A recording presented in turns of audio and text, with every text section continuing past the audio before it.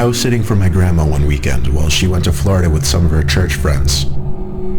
I was sleeping in the guest bedroom next to her room. The guest bedroom always had 2 twin beds inside of it that my brother and I would sleep in when we had sleepovers at her house. I took the bed next to the window, but before getting into bed, I checked all the doors making sure they were locked. When I did get into bed, it was early, and I didn't actually go to sleep for a while. There wasn't much to do at my grandma's house. I was just on my phone for an hour or two, watching videos, texting people, whatever. That's when I thought I could start hearing someone's voice outside. It sounded like a woman's voice, saying hello. I left the bedroom and inched my way closer to the front door, moving slow because I was trying to listen. Hello?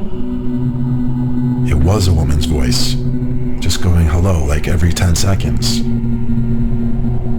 As I got closer to the front door, I realized that's where it seemed to be coming from. My grandma's door doesn't have a peephole, but the windows in her dining room gave a clear view of the front porch, so I went over to that window to attempt to get a view of who was out there.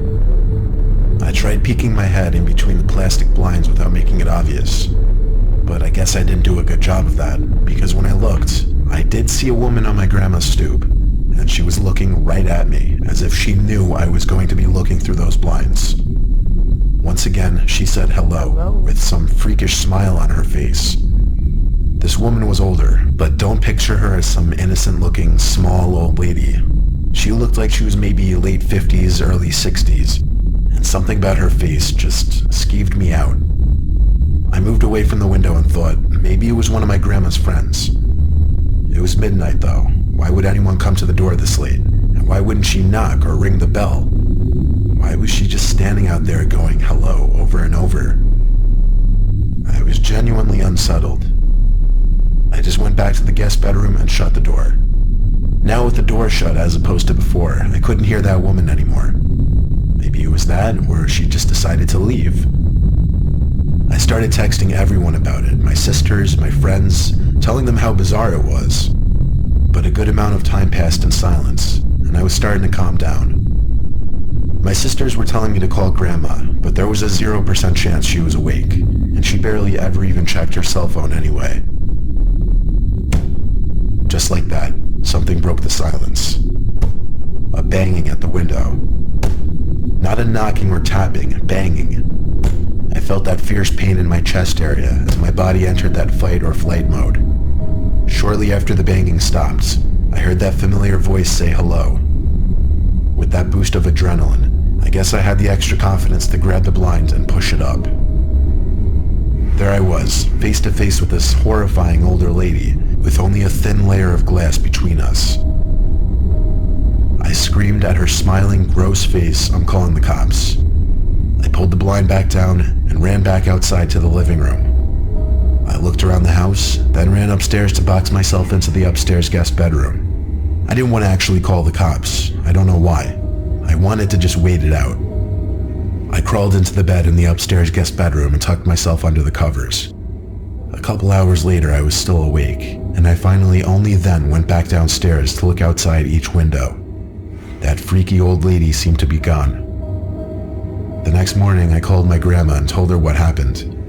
She started yelling into the phone, clearly panicking and distressed. She told me how a few days earlier, she was being watched in the grocery store by some woman about 10 years younger than her, who just kept smiling at her for no reason.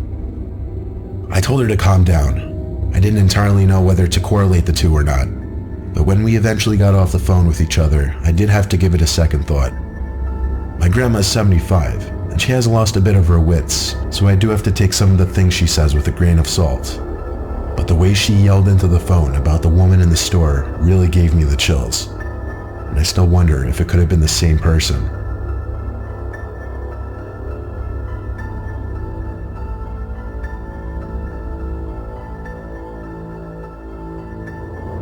My name is Nicholas. I'm currently a freshman at Syracuse University, which doesn't exactly sit in the safest area. I just went through a breakup with my first girlfriend, so I started getting back into the online dating scene. I was using the app Hinge when I found some blonde girl named Stephanie who I really connected with. She also went to Syracuse. We both liked to read, go to the movies, we even had the same sense of humor. I suggested we go on a movie date, and she said she'd love to. She told me to meet her at some specific point near campus and she'd pick me up. So, around 9 o'clock, I waited on some corner of a normal neighborhood block, waiting for Stephanie. She asked me to share my location with her, and so I did. A few minutes later, I saw a car turn down the street and start approaching me. Then it stopped in front of me, and the driver rolled down the window. It wasn't Stephanie though, but some old random guy. He asked what I was doing alone out here, which was insanely weird first of all. Then I said I was waiting for someone. He asked if I was waiting for Stephanie, and I said yeah, how'd you know? He said he was Stephanie's father, and told me to hop in so he could give me a ride to her. I took a good look at him, and he looked a little old to be her father, to be honest. I'm no idiot when it comes to sketchy situations, so I said in a firm voice, "Why didn't you tell me you'd be picking me up?"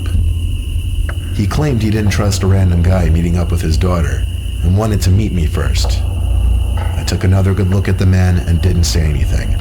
I simply started walking away in the opposite direction from where his car was facing. He started yelling hey hey, sounding surprised that I was just walking away like that, but I've heard way too many kidnapping stories to know where this could potentially go. I heard the guy's car moving, and I turned to make sure he wasn't doing a U-turn to follow me. I breathed a sigh of relief when he drove straight and turned left out of sight. I continued walking down the block towards campus. I got to the corner of the block and was just about to make a turn when I noticed what I was pretty sure to be the same car the man was driving, just parked on the side of the road with the light shut off. I briefly tried looking into the window as I passed, but the glass was tinted. I tried not making it obvious that I was suspicious and continued walking. I got a text from this so-called Stephanie person saying, "Why didn't you get in the car with my dad?" I ignored the text and continued walking. I kept looking back to see if the car would move. When I got to an intersection in the road, I turned right and then full-on booked it in the direction of campus. Surprisingly, I wasn't followed. I made it back to campus out of breath and started walking to my dorm building. I felt like I heard footsteps following me though. I thought maybe I was being paranoid, but when I heard a piece of broken glass being kicked by someone's shoe, I knew I was being tailed. I made a point of ducking down behind a van and stopping to give me time to listen for where the footsteps were coming. They were a few cars away from me. Then I remembered. I never stopped sharing my location with Stephanie, or should I say that man. I saw him. It was that old man. He was approaching from between two cars across from me. He yelled something that I didn't fully understand, but it sounded like he said, "Come back and I'll take you to her." He had to be like 60-something. There's no way he would catch me if I sprinted. I lost him easily when I ran, and made it back to my dorm room. My roommate wasn't there, so I had no one to talk to about it. But when I lay in my bed, I got another text from that man, and it was shocking. It said, "You're a little piece of fucking shit. You're lucky you got away. I would have strangled your ugly ass." I still have the screenshot. I replied saying thanks for the threat, it's going straight to the police, and I blocked his number. I still have the conversation saved as evidence, and I plan on going to the police with it eventually. Hopefully they are able to do something about it.